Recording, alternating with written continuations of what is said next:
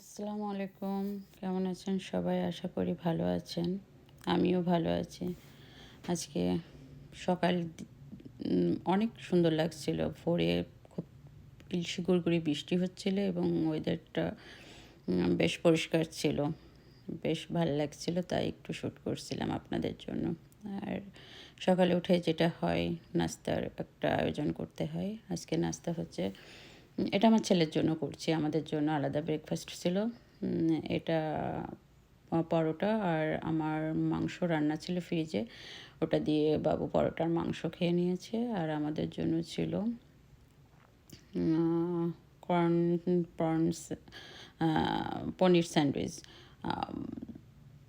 স্যান্ডউইচটা খুব সিম্পল ওয়েতেই বানানো। আপনার কর্ন, পনির লাগে, একটু পেঁয়াজ কুচি, একটু ধনেপাতা কুচি, একটু কাঁচামরিচ আর ক্যাপসিকাম ছিল, ক্যারট ছিল।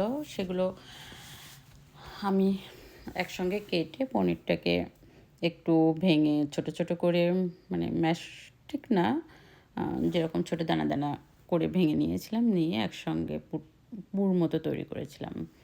আর স্যান্ডউইচ মেকারে জাস্ট ব্রেডটা দিয়ে প্রথমে চিজ দিয়েছি, তারপরে পুরটা দিয়েছি, তারপরে আবার একটু চিজ দিয়েছি, দিয়ে স্যান্ডউইচটা বানিয়ে নিয়েছি। তবে সিম্পল ওয়েতে, আমাদের তো সকালে নাস্তা বানাতে অনেক ঝামেলা হয়, বা ঝামেলা মনে হয় আসলে।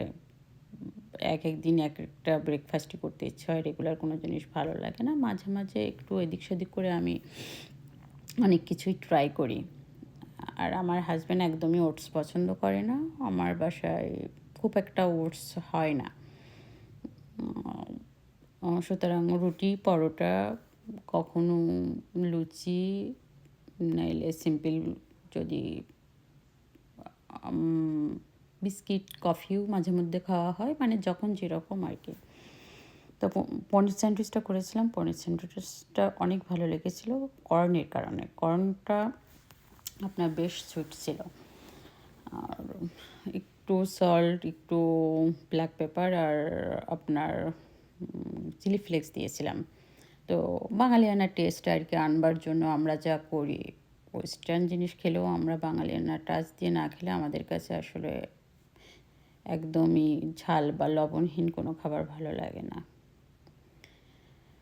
তো নাস্তার পরে কফি খেয়ে নিয়েছিলাম। এরপরে তো কলিজা দেখছেন, কলিজা দিয়ে কলিজা সিঙ্গারা করছিলাম, সেটা ভিডিও পরবর্তীতে আমি দেবো আপনাদের। আর এই দেখছেন ইলিশ মাছ।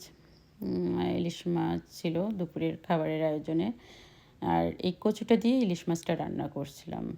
আর গরুর মাংস বেঁচেছিল লেফট ওভার, সেটা একটু জাল দিয়ে নিচ্ছি রাখবার জন্য। এগুলো আমার সেভিং ফুড। বেশিরভাগই আমি সকালে এই ধরনের মাংস টাংস থাকলে একটু রাখলে একদিন দুদিন পরে হয়তো একটু রুটি বানিয়ে নিলাম, পরোটা করে নিলাম, সকালের খাবারটা হয়ে যায়। আর আমার হাজব্যান্ড যেহেতু বাসায় থাকে, আমার রেগুলারই সকালের নাস্তার স্কিপ দেওয়ার আসলে খুব একটা উপায় নেই, করতে হয়। আর সবজি রান্নার জন্য তো সবথেকে বড় ঝামেলা সবজি কাটাকাটি, গুছিয়ে নেওয়া, এটাই হচ্ছে একটু ঝামেলা লাগে। এই তো সবজি কেটে নিচ্ছি। ছোট্ট শসা ছিল বাসায়। আর আমি সবজি করবার জন্য আমার 1 সপ্তাহ 2 সপ্তাহ একটু প্রস্তুতি নেওয়া লাগে, কারণ আমরা হাজব্যান্ড ওয়াইফ দুজনেই একটু বাঙালিয়ানা খাবার খাই। খুব একটা তো বেশি আহামরি রান্না আমার হয় না। আমি প্রতিনিয়তই 2টোর বেশি 3টা তরকারি আমার খুব কম হয়। মাছের ঝোল হলে হয়তো একটু ভাজি থাকে বা ঘন্ট বা ভর্তা এরকম।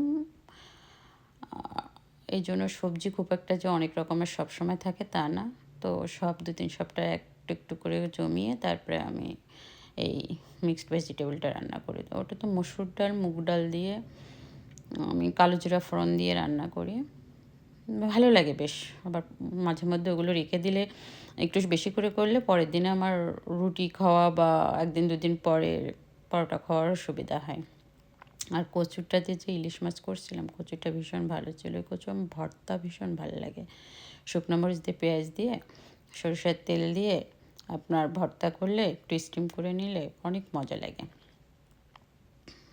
আর সবজি রান্না করেছিলাম, সবজি লাস্টে ধনেপাতা দিতে স্মরণ ছিল না, পরে যখন স্মরণ হয়েছে তখন ভুলে গেছিলাম আসলে মিক্সড করে ধনিয়া পাতাটাও সবজির মধ্যে মিক্সড করে দিয়েছি।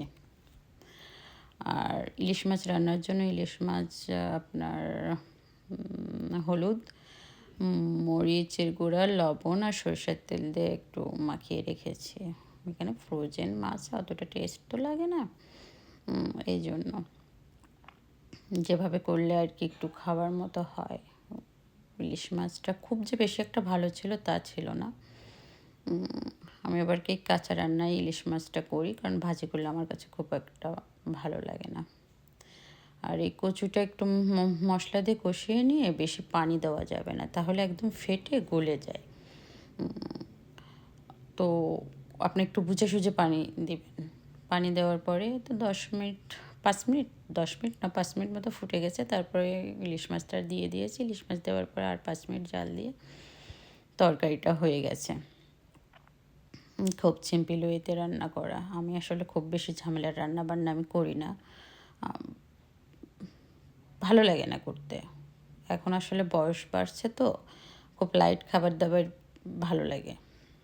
খুব রিচ খাবার দাবার খেলে এখন দেহ আর কি নিতে পারে না।